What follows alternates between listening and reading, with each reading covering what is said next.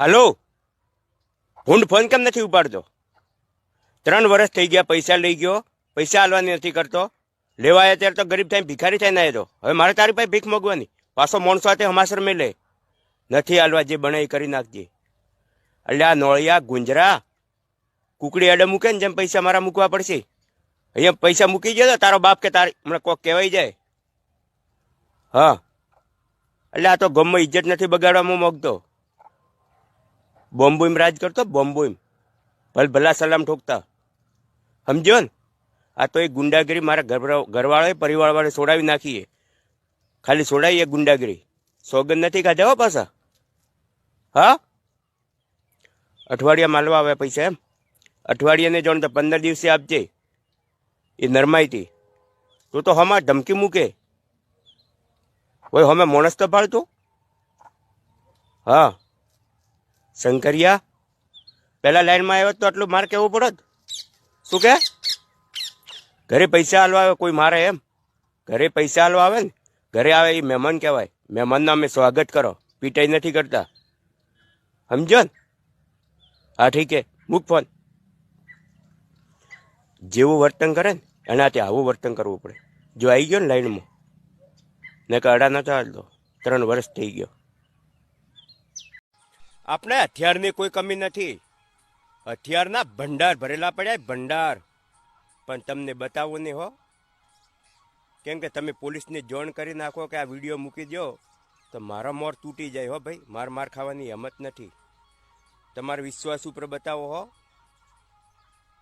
પોલીસવાળાને video ન મોકલતા ને કે ટ્યુક કરતા આવશે પોલીસ ને મારા મોર તોડી નાખશે. તમને હથિયાર બતાવું, જોઈ લો. હવે હથિયાર બતાવું.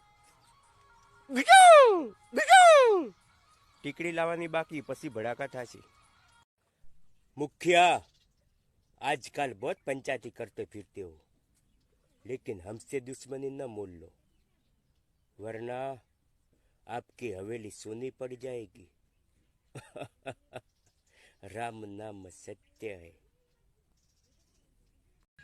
અમે બે ભાઈ નોખા રહ્યા, ઘરે જુદા, પણ અમારા આપસમાં પ્રેમ, આપસમાં ખૂબ પડે હો. બે ભાઈને ખાલી જીવ જુદા, પણ એ ભાઈને દુખી દાડા આવી ગયા. ખેતીમાં હમો ના પડે, બે બોર કરાયા, બોરિંગમાં પણ પાણી નહીં થયું. ઘરે બેળી હોજવે થોડીક કડકાઈ આવી ગઈ. ભાઈ જોડે કે દેશાવર કમાવા જતો રહ્યો, ભાઈને મળીને હેડું. ઘરે આવ્યો એટલે કે ભાભી, ભાઈ હિન ગયા કે મળીને હેડું કે દેશાવર કમાવા આવ તો કે ભલે જાજો. તો ભાઈ તો હાજર નહીં, તમને ચા પાઈને મેલોત, પણ સુલેશ કે હમળી લઈને જતી રહી. એટલે ભાઈને ખૂબ ખોટું લાગ્યું હો, કે સુલો હમળી લઈને જતી રહી ને કે ચા પાઈને મેલોત. ભાઈ તો રસ્તા મન હમો મળ્યો. ભાઈને ઓખમાં ઓછું આવી ગયો કે ભાઈ હું તો તમને મળવા ગયો, તમે ભાભી કે સુલેશ હમળી લઈને જતી રહી. તો કીધું 5 મિનિટ ખાલી 2 હમણાં આવ્યો, ઉડ્યો ગયો ઘરે. અરે કીધું તારે પીરથી ફોન આવ્યો, નરમાઈથી બોલે, હું ખબર હું કોમેન્ટ હું નહીં કે પૈસાની જરૂર છે કે પૈસા લઈને આવો તરત. તો એને ખરખોને 5000 આલ્યા મને. હેડ્યો થોડો આગળ કે 2000 વળી પડ્યા એ લઈ જાઓ કે પેટીમાં પડ્યા એ આલ્યા. મેં જઈને ભાઈને આલ્યા, કીધું લે થોડાક પૈસા ઘરે આ લઈ જાય કરિયાણાના, થોડા તો લઈ જાય હાથે. અને કીધું હું તો ગયો ઘરે ગયો એટલે બૈરું કે તરત આવ્યા. એ તો કીધું મારા ભાઈના લ્યાય. તો કે તમે પીરનું કહેતા તો કીધું તારે પીર માટે હે, મારા ભાઈ સારું કીધું ચાઈ નથી, સુલો કે હમળી લઈને જતી રહી. અમાને ભાઈને પ્રેમથી આપસમાં રહેવા દો. નોખા તો રહેવા, પણ એમ તો પ્રેમથી તો રહેવા દો. 10 જણની માર ખાઈ લેવાની, 10 જણની, પણ એક પોલીસની માર નહીં ખાવાની. 10 જણની મારે એ ઘા ભૂજાઈ જશે. ને 10 વર્ષ પહેલા પોલીસની માર ખાધી હતી આ બંદે. હજી દવાખાને હેડું, ડૉક્ટરને હાથમાં નથી આવતું. MRI કરાય તો MRIમાં કોઈ નથી આવતું. આ એક વખત દવા લઈ જાઓ તમારે મટી જશે. 10 વર્ષથી હેડું, હજી નહીં મટ્યું. અમુક નથી કહેતા આમાં કોઈના બાપની ડર નથી. હજી પોલીસને હાથમાં પડ્યા નથી. પોલીસને હાથમાં પડ્યા એમને પૂછી આવો. ગટર લાઈનમાં પડી જવું, પણ પોલીસને હાથમાં ભૂલે સૂકી ન પડતા. આ બંધો પડ્યો એટલો ઘણો. એક કાકા હતા, એમને ઘરવાળીને દવાખાને લઈ ગયા. એટલે ડૉક્ટર સાહેબ કે કાકા કેસ લખાવો. તો કાકો કે લખો. તો કે બોલો તમારા ઘરવાળીનું નામ. ભલા આદમી ડૉક્ટર સાહેબ બૈરીનું નામ કે કહેવાતું હોય તો વગર નામનો તો કેસ કેવી રીતે લખો કાકા?